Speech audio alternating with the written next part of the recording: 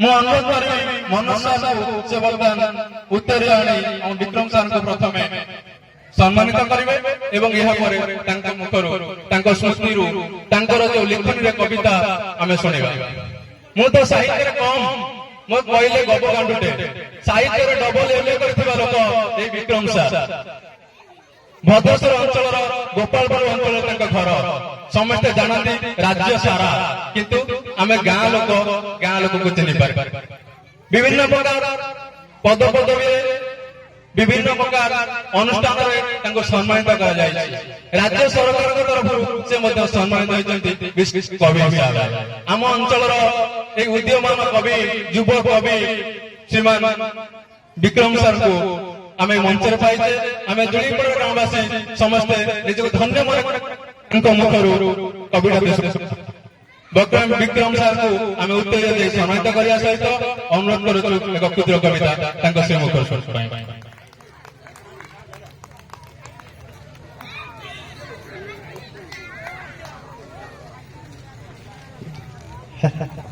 जय जगन्नाथ।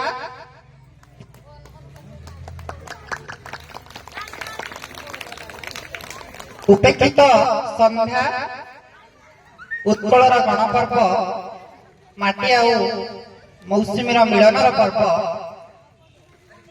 रज पर्वर समस्त शुभेच्छा और शुभाभिनंदन। 2 दिन धरी चली रजर आज तृतीय शेष दिवस। हाँ, उत्कल भाईचारा और संस्कृति परंपरार एक प्रतिच्छवि जहाद्वारा उत्कलीय संस्कृति समग्र विश्व रे तार स्वतंत्र परिचय स्थापन करि पारिछि। तो यही अवसर रे एक स्वरचित कविता उत्कलर गणपर्व रज पर्व। कवितार शीर्षक उत्कलर गणपर्व रज पर्व। महामहोत्सव रज पर्व ओडिशा भूमिरे परा रजस्वला होई शस्य भरिदेव आनंदे हसुछि धरा। रजस्वला होई शस्य भरिदेव आनंद हसुछि धरा। आद्य आषाढ़े पहिली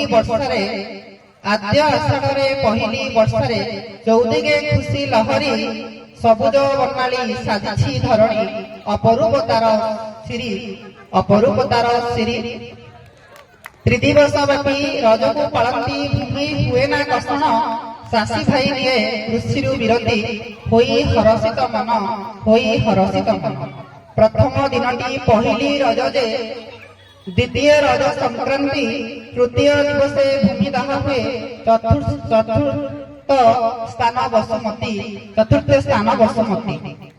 झिरी झिपि झिपि वर्षा झरी पड़ुଥାଏ मौसुमीर आगमने प्रकृति पुरुष मिलन स्वरूप मेघ माटीर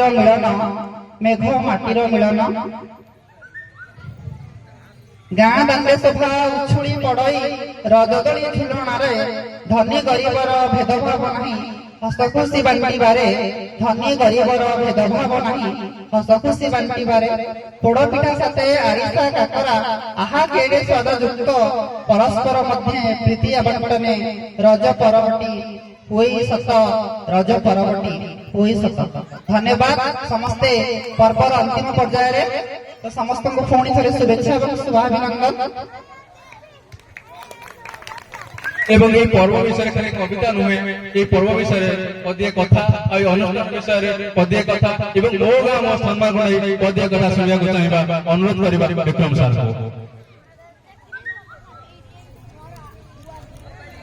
प्रत्येक गाँव रे स्वतंत्र परिचय रही प्रतिभाधारी व्यक्तित्व मान रही जो मो गाँ मो सम्मान कार्यक्रम आज आपण अंचल अनुष्ठित होउची।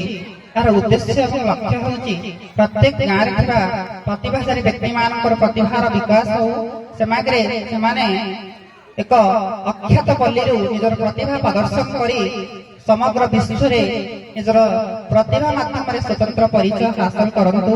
यह बारिक बाबूकर एक मुख्य आभिमुख्य महान मुख्य आभिमुख्य